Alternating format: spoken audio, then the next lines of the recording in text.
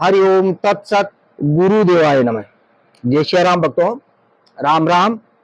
आज का वीडियो आप सभी भक्तों के लिए चमत्कारी सिद्ध होने वाला है। अतः अगर आप कोई सच्चे साधक हो और भूत भविष्य वर्तमान की जानकारी प्राप्त करना चाहते हो और इस सिद्धि को अगर प्राप्त करना चाहते हो तो आज का वीडियो पूरा देखें, ध्यान से देखें, क्योंकि आज मैं आपको एक ऐसी जड़ दिखाऊंगा जो आपके आसपास में बड़ी आसानी से मिल सकती है।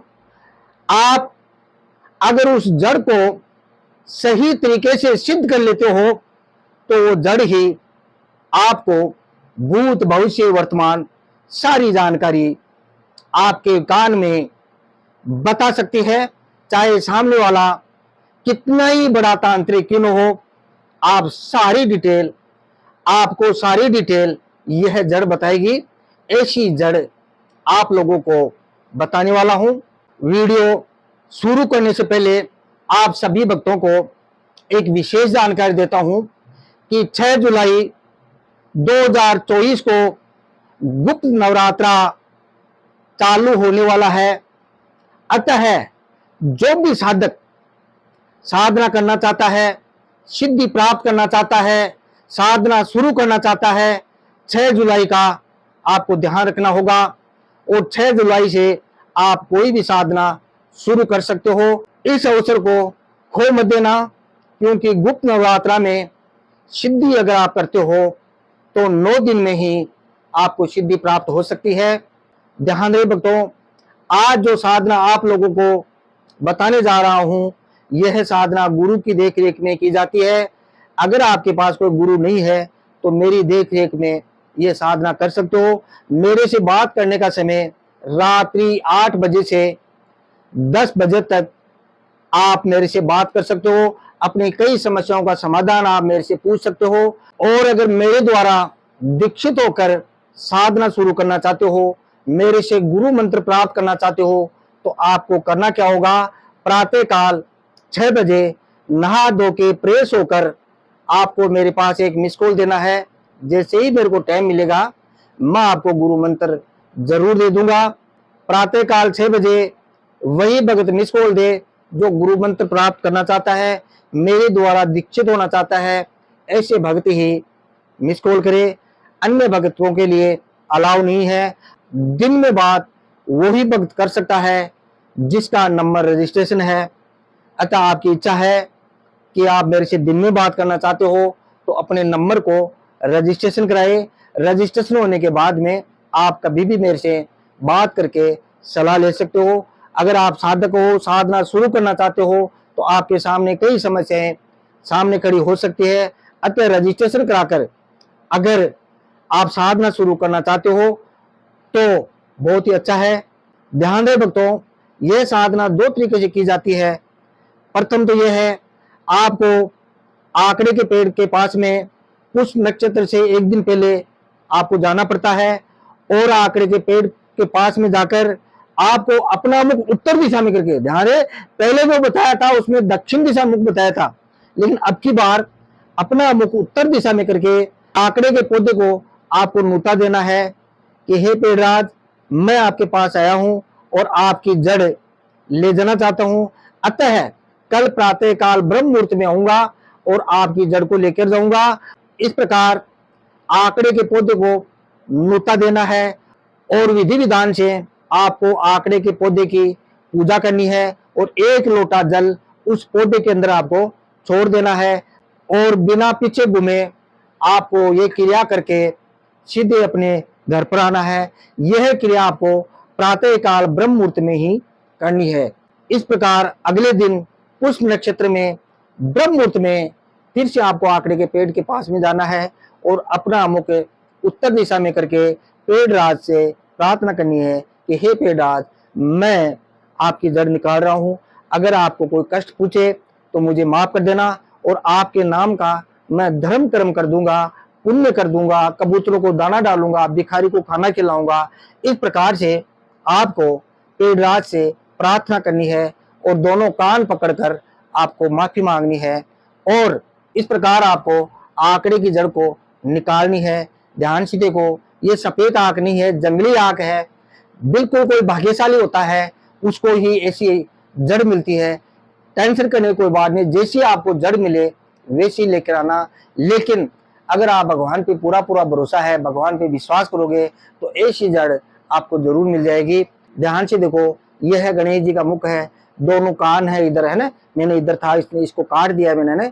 ये गणेश जी का मुख है, ये दोनों कान हो गए, है ना, ये सिर हो गया, है ना, ये टूंड हो गई। ठीक है, इस प्रकार से आपको अपने घर पर जड़ को लाकर विधि विधान से आपको शुद्ध पानी से स्नान कराए, दही से स्नान कराए, फिर पानी से स्नान कराए, फिर दूध से स्नान कराए, ठीक है, फिर शहद से स्नान कराए, फिर पानी से स्नान कराए, फिर शक्कर से स्नान कराए, है ना। घी या चमेली का तेल लगाकर आपको इस जड़ की पूरी जड़ को आपको सिंदूर लगा देनी है। ठीक है, विधि विधान से स्नान करके इस जड़ को आपको सिंदूर लगा देनी है। और जहां आप पूजा करते हो, देखो पूजा का मैंने सब कुछ यहाँ बता रखा है, और जहां आप पूजा करते हो उस स्थान पर इस प्रकार से इस जड़ को आपको रख देनी है। आपको ऐसी फोटो की कोई आवश्यकता नहीं है, फोटो की जगह आपको इस जड़ को ही ऐसे रखना है। ठीक है भक्तों, ऐसा लोटा लेकर उसको पानी से भरना है, पानी से भरकर उसके ऊपर ऐसा ढक्कन लगा देना है।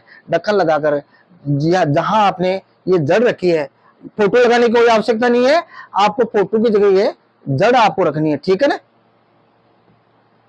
ऐसा आड़ी बात वाला एक दीपक लेना है और दीपक को आपको यहां जला देना है। ठीक है, और ऐसे 2 लोटे लेने हैं, जैसे मैंने आपको बता रहा हूं। इस लोटे को आपको चावल से भरना है, चावल से भर के आपको ये ढक्कन लगाने की कोई आवश्यकता नहीं है, आपको चावल से भर के ऐसे भी आप लगा सकते हो। ठीक है, फुल चावल से भर के ऐसे भी आप लगा सकते हो। ठीक है, आपको ढक्कन लगाने की आवश्यकता नहीं है। इस प्रकार से आपको यहां पर ऐसे 2 नारियल रखने हैं। ये 2 नारियल काय के हैं, ये तो आपके गुरु महाराज का नारियल, देखो गुरु महाराज का नारियल रखना बहुत जरूरी होती है। हर साधना में गुरु होना, हर साधना में गुरु होना बहुत ही जरूरी है। ध्यान रहे भक्तों, हर साधना में अगर गुरु की देख रेख में अगर आप साधना करोगे बहुत ही उत्तम हो। और बिना गुरु की साधना में अगर कोई साधना करते हो, गुरु भी ऐसा देखो जो सिद्ध पुरुष हो, चाहे कोई भी सिद्धि कर रखी है ना, चाहे हनुमान जी कर रखे हो, काली माँ की करो, लेकिन वो सिद्ध पुरुष हो, ऐसे गुरु को आपको देखना है। ऐसा नहीं कि यूट्यूब के माध्यम से आपको किसी गुरु आपने मिल गया, ऐसा गुरु कभी नहीं देखो। गुरु पे अगर आपको पूरा पूरा विश्वास है, वो कोई सिद्ध पुरुष है, उसी को गुरु बनाना चाहिए, तो ही आप सफल हो सकते हो, ऐसे सफल नहीं हो सकते। ये जो नारियल है, जो राइट हैंड में आप रखोगे नारियल है ना ये वाला, तो ये गुरु के नाम है। वो जो नारियल रखोगे अपने पितरों के नाम के।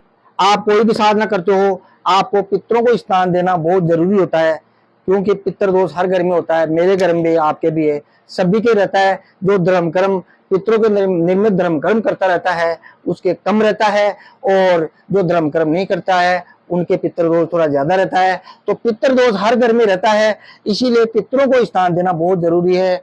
इस साधना के अंदर आपको एक नारियल गुरु के नाम के रखना है, एक अपने पितरों का नाम का रखना है, यहाँ आपको आसन लगाना है। ठीक है, और कोई भी साधना करो, साधना करते समय मंत्र का जाप करते समय अपना मुख पूर्व दिशा में रहेगा, बहुत ही उत्तम रहता है, क्योंकि नारियल का मुख पश्चिम दिशा में रहना जरूरी होता है। और इस प्रकार से आप आसन लगाकर सबसे पहले आसन पर बैठोगे। आसन पर बैठकर आपको सबसे पहले आसन को ऐसे प्रणाम करना है। ठीक है, यहाँ बैठोगे आप, भाई आप नहीं, मैं तो यहाँ बैठा हूँ ना, लेकिन आप यहाँ बैठोगे, अपने इष्ट के सामने तो बैठोगे, है ना, यहाँ आसन लगाओगे। सबसे पहले आसन, बैठने से पहले आसन को प्रणाम करना है। ठीक है, यहाँ बैठकर सबसे पहले आपको, आपने ये गुरु के नाम का ये नारियल रखा है, इसको माध्यम मानकर अपने गुरु महाराज से प्रार्थना करनी है कि हे गुरु महाराज, मैं ये साधना कर रहा हूँ, अतः आप मुझे शक्ति प्रदान करें और मेरे सिर पर, सदा मेरे सिर पर हाथ रखे। इस प्रकार से आपको अपने गुरु महाराज से प्रार्थना करनी है। उसके बाद अपने जो पित्र है ना, अपने पितरों से आपको प्रार्थना करनी है कि हे पितृ देवताओं, मेरे से या मेरे किसी परिवार वालों से किसी प्रकार की कोई त्रुटि हुई हो, गलती हुई हो, हमें माफ कर दो, और भविष्य में किसी प्रकार की गलती नहीं करेंगे, और आपका नाम का धर्म कर्म करता रहूंगा। इस साधना के अंदर मुझे सफल कर दो, अपने पितरों से प्रार्थना कर सकते हो। उसके बाद में अपने कुल के जो देवी देवता है, जिसकी आप पूजा पाठ करते हो, जो आपके कुल में देवी है, देवता है, उनसे भी आपको प्रार्थना करनी है कि हे कुल के देवी देवताओं, मैं ये साधना कर रहा हूँ, अतः मुझे शक्ति प्रदान करे। ठीक है, इस प्रकार कुल के देवी देवताओं से प्रार्थना करके आपको नवग्रह, ठीक है, 9 ग्रहों से भी आपको विनती करनी है, प्रार्थना करनी है। हो सकता है आपके कोई ग्रह दोष हो। मंत्र आपको संस्कृत में न बताकर आपको हिंदी में बताता हूँ। ओम रवि शशि मंगल बुध गुरु शुक्र शनि महाराज राहु केतु नवग्रह नमो, आय सुधारो काज, हे नवग्रह तुमसे विनती करूं मैं बारंबार, मैं तो सेवक आपका, करो कृपा पार। मंत्र दोबारा फिर सुनो। ओम रवि शशि मंगल बुध गुरु शुक्र शनि महाराज राहु केतु नवग्रह नमो, आय सुधारो काज, हे नवग्रह तुमसे विनती करूं मैं बारंबार, मैं तो सेवक आपका, करो कृपा पार। इस प्रकार आपको नवग्रह से भी प्रार्थना करनी है। इस प्रकार आज के वीडियो में मैं आपको गणपति जी की साधना बताई है, क्योंकि यह दिव्य दृष्टि का एकमात्र तरीका है, ये शुद्ध और सात्विक तरीका है, हर इंसान ही इसको कर सकता है। मैंने इसका पूरा विधान पीछे वीडियो में बता चुका हूं। इसके चमेली का तेल लगाकर इसको आपको सिंदूर लगानी है। अगर चमेली का तेल नहीं है तो घी भी लगाकर आप इसको सिंदूर लगा सकते हो। और इस जड़ को यहाँ रखकर, अपने पूजा स्थान में यहाँ रखकर, इस जड़ को साक्षी मानकर, इस जड़ को ही गणेश जी मानकर, ठीक है, गणपति बप्पा, इस जड़ को गणेश जी मानकर 1 लाख मंत्र का अगर आप जप करते हो तो भक्तों ध्यान रहे, इस जड़ में से आवाज आएगी। गणेश जी महाराज के गण, ठीक है ना, गणेश जी महाराज के गण होते हैं जो अगवानी चलते हैं ना, वो गण आपके आसपास में ही आपके हर कार्य सिद्ध करेंगे और गणेश जी महाराज की आपके ऊपर विशेष कृपा हो जाएगी। इस जड़ को लाने का एक और तरीका है। आप अगर इस जड़ को लाने के लिए अगर वहां बैठकर, जड़ लाने से पहले वहां आंकड़े के पेड़ के पास में बैठकर 21 दिन तक अगर आप 1 लाख उस आंकड़े के पेड़ के पास में अगर जप करते हो तो बहुत ही उत्तम है। उसके बाद में उस जड़ को लाओगे तो आपको ज्यादा कुछ करने की आवश्यकता नहीं है। ये प्रयोग आपको मेरे को फोन करके पूछ सकते हो। इस प्रकार इस आंकड़े की जड़ पर मैं 3-4 वीडियो डालने वाला हूं, अतः आप अगर चैनल पर नए हो तो चैनल को जरूर सब्सक्राइब कर लेना और घंटी का बटन दबा देना, ताकि जो भी वीडियो मैं डालूं आप लोगों के पास पहुंच जाए। आगे जो वीडियो आने वाला है, कड़वा साधना का वीडियो इस जड़ से बताऊंगा, प्रेत साधना का वीडियो भी इस जड़ से ही बताऊंगा, और पिशाचनी साधना का वीडियो भी इस जड़ से बताऊंगा, यक्षनी साधना का वीडियो भी इस जड़ से बताऊंगा। इस जड़ के ऊपर कई वीडियो में डालने वाला हूं, अतः चैनल को सब्सक्राइब कर लेना अगर चैनल पर नहीं हो तो। भगवान आपका भला करे। जय श्री राम, जय श्री राम, जय श्री राम।